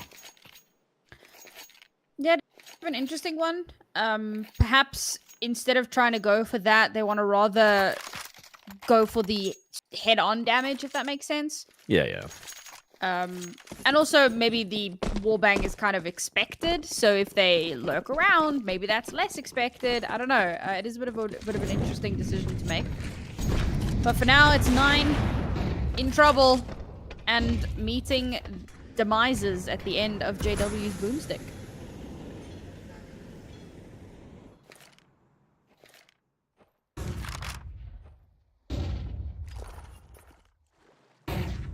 We got the org out. That's what we love to see. See if there's going to be any use, though, on Shine. One thing we can definitely notice that Eyeballers are changing up how they're doing things over towards this site, and now they've actually correctly predicted the push over towards B, and they've stacked it up fairly hard. Savek's going to be chucking down smoke and allowing him to play around this position as well, but he's going to get obliterated. K coming in with a double kill, but what was his teammate? Navral was asking what he did wrong, and apparently he was not getting enough kills, and now Shine with the org. Oh, what a spray down there. Doesn't even need the scope. Pepzor with the AWP, peeks on in. Still going for the repeat though, immediately. Chucks in the nade. Instead, it's going to be the swing, and well, there we go. Dropped out. I was definitely confused for a second there, because I was like, oh, he got a double kill, and then realized. Yep. Yeah.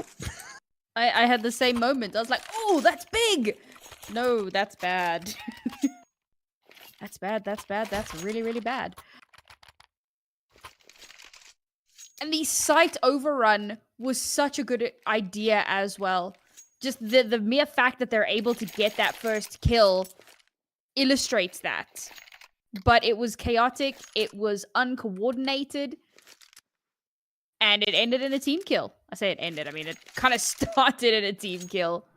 And it's another round for Eyeballers. I gotta say it, Tom, I was not expecting it to be this one-sided given how the second map went. Okay, I know the first map was pretty one-sided, but the second map, there was some real signs of life from 9. And I know that Overpass is a CT-sided map, but still, you've got to think that 9 allowing this map to float all the way to the end, they've got to have some semblance of confidence on it. And unfortunately, it's just not going their way. They look very lost. Yeah, well, maybe this is just how Eyeballers played into it. They're like, well, if we ban Nuke, we're likely to see Overpass. And they were feeling pretty confident on that, especially if they knew that they were playing up against the coach. What I don't think they expected was to actually have to get to this map, Sam. Mm-hmm. I don't think they saw like Vertigo as like a full-on blocker for them. Oh. They was all missing that shot. Double AWP setup. With an AUG. And an AUG as well. Damn, yeah. Interesting. I appreciate it. I like it. Especially when you got JW on there, you can just jump around corners and stuff. Oh, that was an opening. JW would potentially have hit that shot. Who knows? All right, now Goofy can be shot in the legs and dropped. Oh, he's been spotted as well behind that tree. He could peek around this corner, and that's exactly what happens. And back in towards toilets, but he's flushed away. Now Hades and Kai, the last one's left alive. 9th round. There's only 4 rounds in total left, including this one. See if they can recoup any of the damage here. Having only found 1 kill in that player heap, getting 2 kills. Oh, super difficult. Trying to fight versus AWP with an AK at that distance. Honestly, not the one. JW, though, going to be caught off guard here. He's dropped, and now Pepzor going to have to reload. He's caught in the open. He does get into cover, but he didn't get the reload off. So now the push can happen. The bomb can go down and planted for the safety. Hades. So now look at the cash in a check at the bank. Here's the shots ringing out behind him, but his teammate's going to have to deal with them, but he peeks into aggressively. Now Kyler left in a 1v3, finds the first kill, peeking on towards Dumpster. Gets a bit of damage. Going for the early free-fire here, but they're going to be swinging around at the same time. Works out beautifully. Textbook play from the side of Eyeballers to shut them out and get the 8th round on the board. Oh, it was a great double swing as well. Beautifully played. I've recently started coaching a team. And it's really interesting when you actually hear the calls, you know, calling for the double swing. And it feels like something that isn't necessarily called. You think it's almost like second nature. Like, yeah, we're going to swing together. That makes sense. Everything is planned. Everything is structured. Everything is organized down to the letter. And Eyeballers definitely, what's the word? Benefiting from that structure and from those incredible calls being made. 8-1. Nine are just not. I mean, they just didn't load into this map, Tom.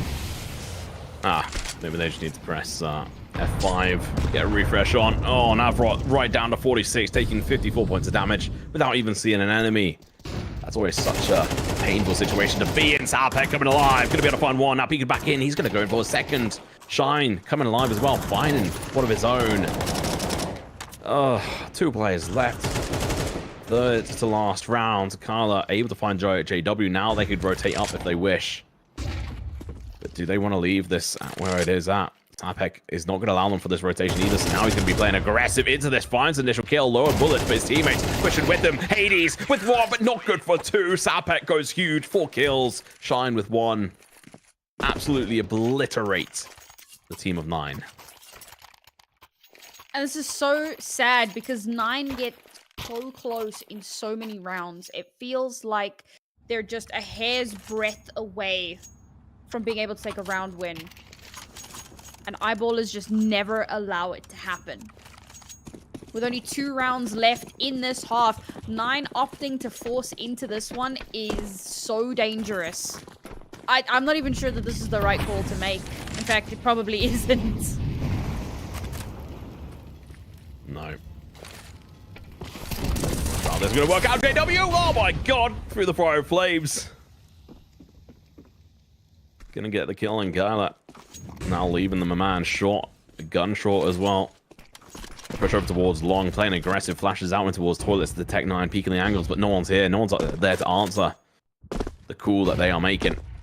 Heath is going to chuck a smoke out, delay the push. They can decide to go for it if they wish, but it's going to be painful because he's going to be ready for it. Chucks out on Molly as well. Perfect timing. They're going to push through. He's going to delete them all off the face of the server. Going in for another kill to Hades. He's asking for more. He's hungry, but Sapek denies him the chance to get a quad kill. Clean, flawless round. It was a round that 9 had forced into. I suppose they knew they had the full loss bonus, so they could fall back on that. It's still not going to be ideal. Still going to have to make some concessions here. 2 players without helmets. A lot of utility missing across the board. And a final dream for 9. Even with this round, their prospects are slim. But without it, I'm calling it now. That's probably GG. Could easily be. Well, I was going to say advantage right off the bat towards the side of 9, but losing JW this early could prove detrimental. He hasn't been the toughest of players, but Pepsor he's been switching guns between the AWP and the rifle, and it's worked so well so far. The final round of this half in 9, struggling to get another round on the board. They've only managed to find that one Sam. From what I'm saying, that was their first buy round. In a minute, yeah. Yeah.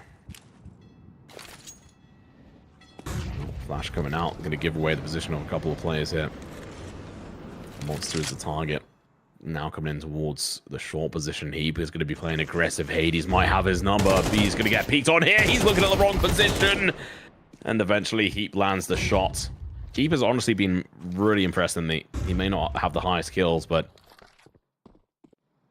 his ability to hold that sight on A last round was so impressive under pressure. Meanwhile, over towards B. Pepsor again for the nade, just delivering damage to players he can't see. Now going to be peeking on in through this position, but he's going to be the last one left alive. The coach to try and clutch it all here in this situation, but it doesn't come to be. We're going to go to the second half very shortly, but we are sitting at 11-1 in favor of Eyeballers.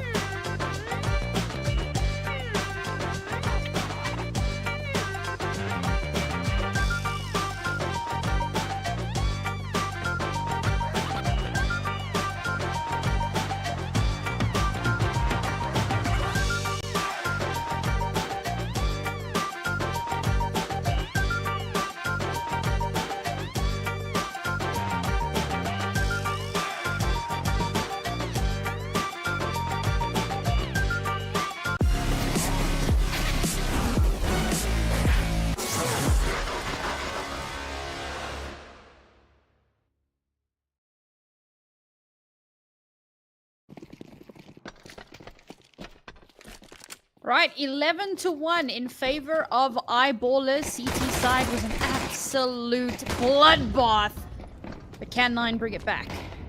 Now we will see. JW going to be coming in for the trades, but it's going to be the Julies on these players coming in.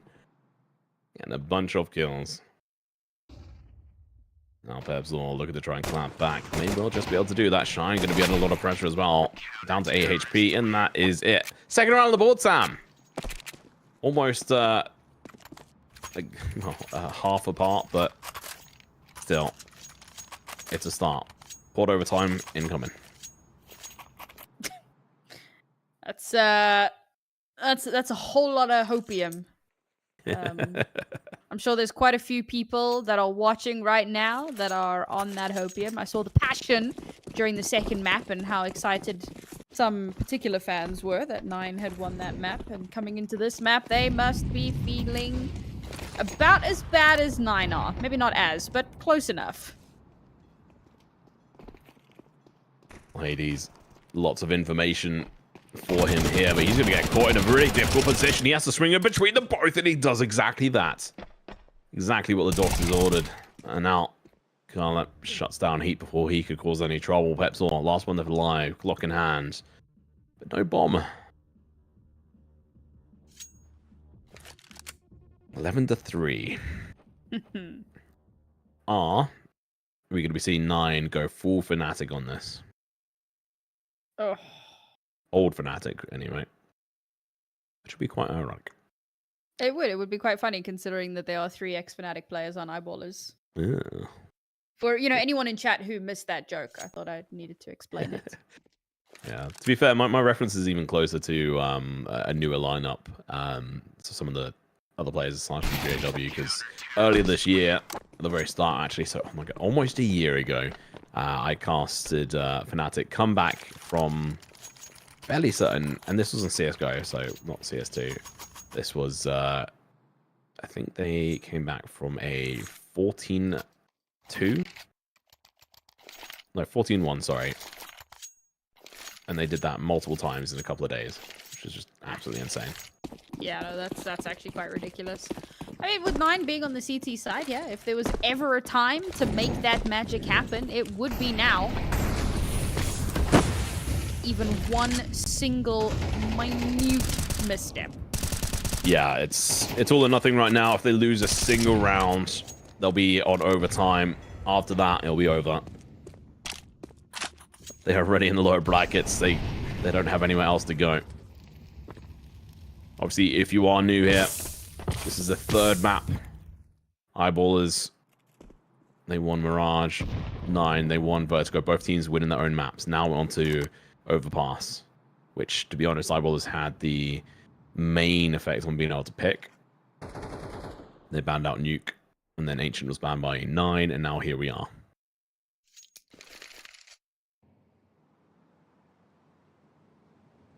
I'm glad that we're taking a little bit of a slower approach to this one.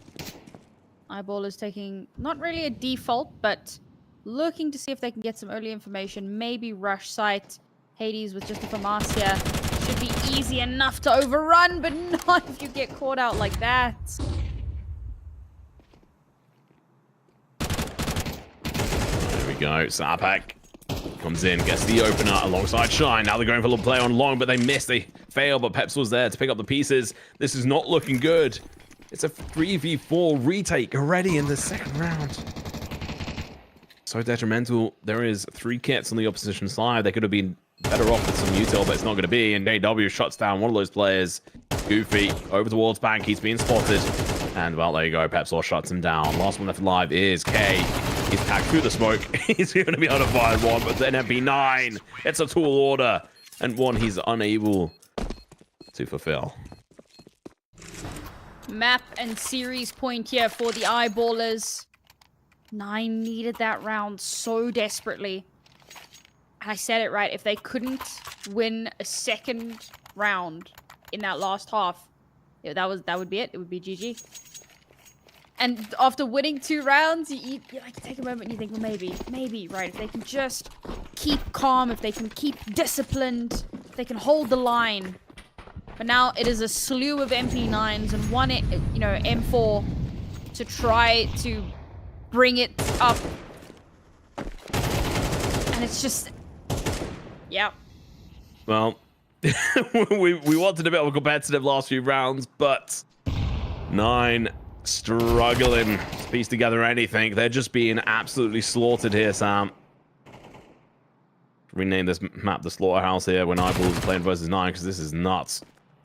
Kyler, just now last one left alive. They know exactly where he's at, and they're looking to finish it off. He's good for one. Going in for the repeat. JW shuts it down, and that's going to be a GG. Well played. 13-3. What a game from Eyeballers. They stumbled, they fell on Vertigo, but they're able to pick themselves up and run forward with Overpass. Winning that knife round could honestly have been the deciding factor there, as they were able to enter in on the CT side. Coming into this, I was like, yeah, 9 should win this. You know, we've casted them before. We've seen what their players are capable of. We've seen them really have some fantastic runs throughout ECL. And I was like, yeah, you know, I could see it. And unfortunately for them, this was something that I touched upon at the start. You know, the fact that you've got 3 players that have played on Fnatic in the past, but it was quite some time ago. You know, one of the players hadn't really played for about a year before joining Eyeballers after leaving Fnatic, right? You've got a player you've got JW, who has 1 billion trophies under his belt, but has fallen to this tier 2 level. So, of course, the word, and I'm not saying that it's my word, but it's the word that gets tossed around when things become squeaky clean. And that has been proven to not be the case. He had an exceptional game today. All of them did. I was really impressed. Definitely not a team that you should count out by any means. Yes, we do have that slight caveat about Navrat playing because of, you know, roster issues. Fair enough. But despite that, I don't know if one player would have made the hugest of impacts considering what it looked like on the first and third map. It was so one-sided from start to finish, and only really on the second map. And even then, yes, the second half was very one-sided, but the first half was incredibly competitive. So I think that you can't just take a look at that one thing. You can't take a look at single isolated moments. Eyeballers were the better team today, and of course they will continue along in the lower bracket, and this is where we say goodbye to 9. Yeah, it's a little bit of an RIP to them. You know what? At least it's in the playoffs. It could have been far worse. Obviously, them switching out a player this late in is just unfortunate, because if they'd been able to keep that one player in, it could have been the difference. But like you're saying, likely not with that kind of stomp. But, you know, we did see some promise from 9. And, you know, Navrat did come through and shine on Vertigo. Like, if I was to pick anyone who was like my favorite player on that map, it was him, because I had such low expectations for him after that first map. I was like, oh, okay, he has actually got some, you know, remaining skill and ability on this, outside of being a fantastic coach, which he obviously has been.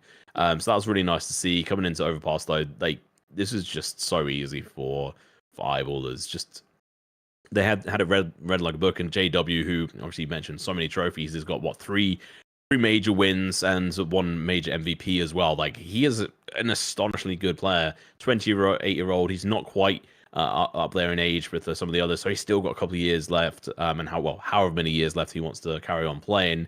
And hopefully this is the start of a run for him and the squad, so he can have some presence at the first major of CS2, which is going to happen obviously at the start of next year. But we've spoken a lot. We've done a lot here, Sam. It's been what a hell of a year of CS, from CSGO to CS2.